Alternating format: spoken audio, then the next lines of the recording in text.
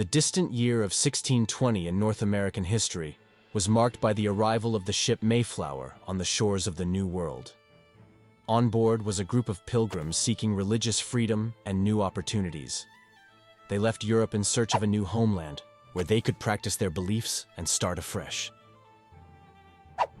However, their arrival in the New World was met with harsh realities. The first winter was extremely severe. Cold, lack of food, and diseases claimed numerous lives. The Pilgrims found themselves unprepared for the harsh climate and survival challenges in the new environment. Nevertheless, thanks to the assistance of the local Native Americans, especially the Wampanoag tribe, the Pilgrims learned local survival methods.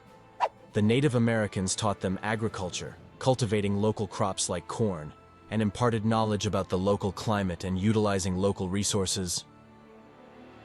A year later, in 1621, owing to the efforts and knowledge gained from the Native Americans, the Pilgrims had a bountiful harvest.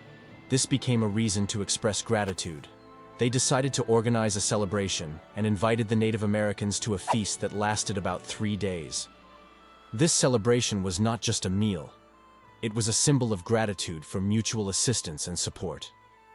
The Pilgrims and Native Americans gathered together to mark the successful harvest, exchange skills and traditions, fostering friendship and mutual aid between different cultures.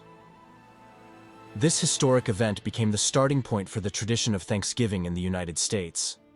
This holiday became a symbol of gratitude for the harvest, support, and friendship among different cultures.